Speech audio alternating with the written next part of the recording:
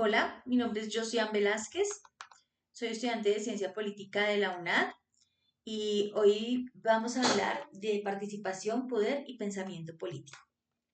A lo largo de la historia, muchas personas han reflexionado sobre cómo debemos organizarnos como sociedad, qué es el poder, cómo se ejerce, qué significa realmente participar en política. Hoy quiero compartir con ustedes un recorrido a lo largo de cuatro momentos claves del pensamiento político: la época clásica, la ilustración, el pensamiento liberal y la modernidad. Y cómo esas ideas siguen vivas hoy en día y nos permiten analizar diferentes fenómenos que se suceden en nuestros territorios y en nuestro entorno cotidiano. ¿Qué es lo que vamos a analizar? Hoy vamos a analizar y vamos a hablar de la crisis de representatividad de los movimientos sociales, que obviamente está muy relacionado con el tema, de los movimientos sociales y los asesinatos de los líderes sociales. Esto lo vamos a desarrollar eh, basados y a la luz de cuatro representantes de estos diferentes periodos, que son Aristóteles en el caso de los clásicos, de Rousseau como representante de la Ilustración, con Locke como representante del liberalismo y con Karl Marx como parte de la modernidad. Hoy en día nos enfrentamos a una crisis de representación en todos los países democráticos. Las personas sienten que sus gobiernos no los representan, hay grandes desacuerdos e insatisfacciones. La gente siente que sus voces no son tomadas en cuenta. De ellos surgen los movimientos sociales como una forma de representación, como una forma legítima de participación directa. Sin embargo, estos movimientos muchas veces son estigmatizados, sus líderes son perseguidos y en el peor de los casos son amenazados, silenciados y pues hasta asesinados. Especialmente aquellos líderes que defienden la tierra, la propiedad de la tierra, que defienden no solamente sus territorios, sino también los derechos humanos, que defienden ciertas comunidades étnicas. Entonces, pues este es un problema que realmente se ha convertido en algo devastador para nuestras comunidades y para nuestra democracia. Entonces, a partir de las ideas políticas de distintas épocas, voy a analizar por qué esto sucede y qué nos dice la política sobre la legitimidad, el poder y la ciudadanía. Empecemos entonces por la época clásica, empecemos con Aristóteles. Para Aristóteles, una de las frases que puede resumir su filosofía es que el hombre es un animal político. ¿A qué hace referencia Aristóteles con esta frase de que el hombre es un animal político? De que para el ser humano la participación en política es algo totalmente natural y más que natural, necesario. Él dice que para el ser humano, o que la vida en comunidad, mejor, quien no vive en comunidad tiene que ser un dios o tiene que ser una bestia, porque la comunidad permite la realización humana.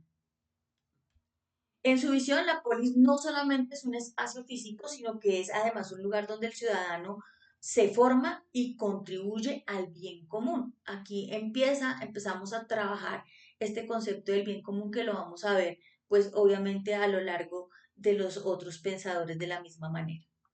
Si nosotros traemos esta idea al presente, estas ideas que nos plantea Aristóteles del ser humano como ser político, que necesita y que debe participar, no solamente debe, sino que necesita participar en la comunidad y en la política como parte de su desarrollo. Podríamos decir que el hecho de que estos líderes sociales sean acallados implican que hay una exclusión que está quebrantando la esencia de la democracia, que esa falta de diversidad de participación se convierte en un problema de legitimidad del gobierno de turno o del sistema de gobierno que se está utilizando y que a su vez erosiona el tejido social. Porque pues cuando estos líderes son asesinados no solamente se está atentando contra una persona, sino contra toda una comunidad. Entonces, por eso hablamos de que se rompe ese tejido social. Em, Entonces, pues esta violencia contra estos líderes sociales se convierte en un quiebre de la comunidad política, refleja un profundo descontento y fragilidad en la estructura democrática. Aristóteles habría considerado este hecho del asesinato de líderes sociales como un ataque a la cohesión social y a la estabilidad política. Siguiendo ya con la ilustración, entonces tenemos a Rousseau. Para Rousseau tenemos esta frase clave que es: la libertad consiste en obedecer a la ley que uno mismo se da.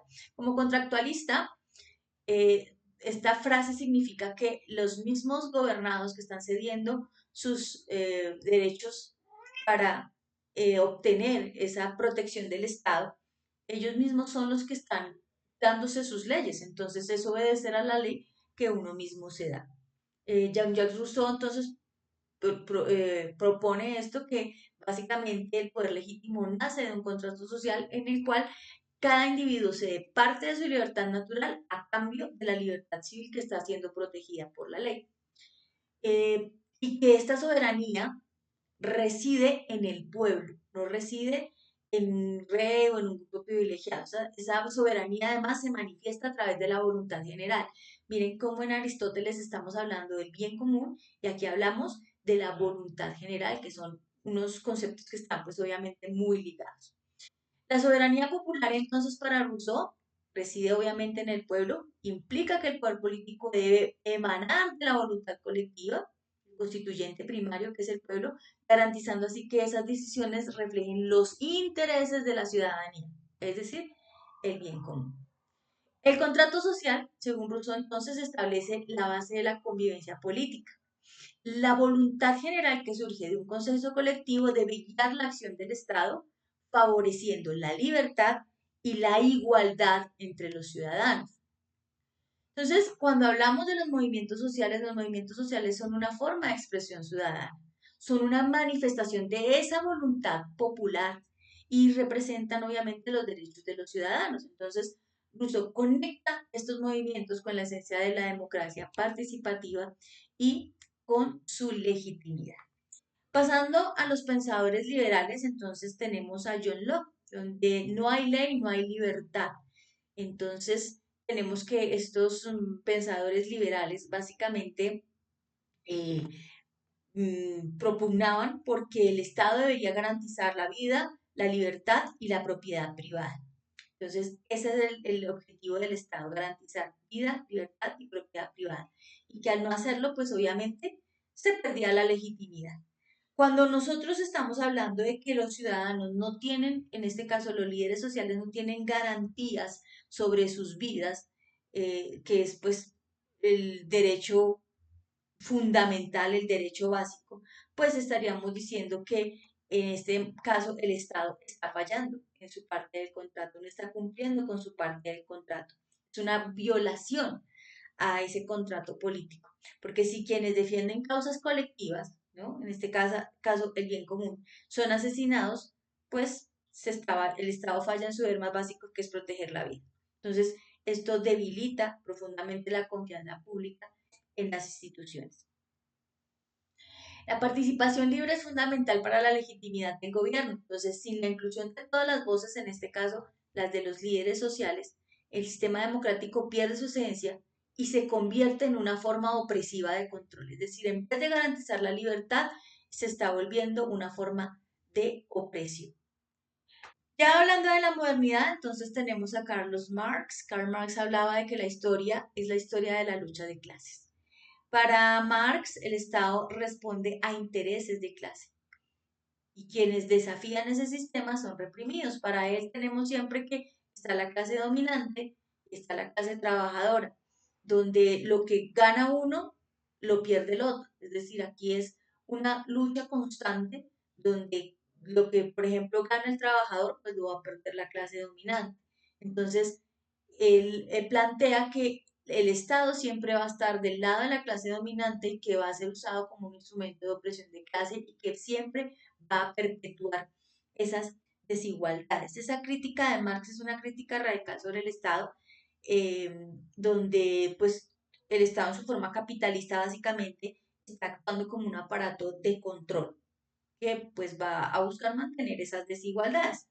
Entonces, en este caso, cuando hablamos de los líderes sociales y de la problemática que existe, con estas amenazas y con estos atentados contra sus vidas, pues básicamente estamos viendo que cuando una persona se organiza para defender derechos que son del pueblo, pues van a ser acallados, ¿no? El sistema se va a encargar de acallarlos, se va a encargar de que ellos no puedan luchar por esos derechos eh, que están propugnando, que están exigiendo, que están buscando reivindicar.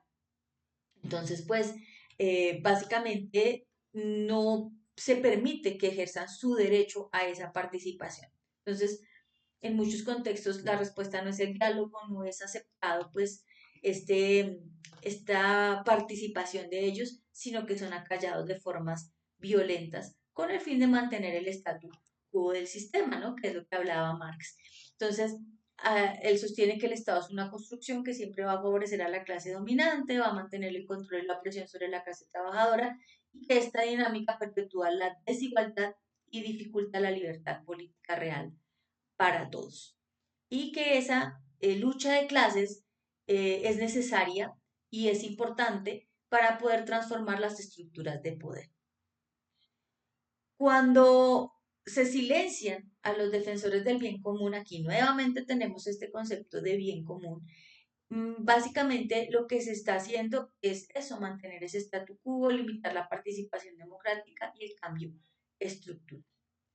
En conclusión,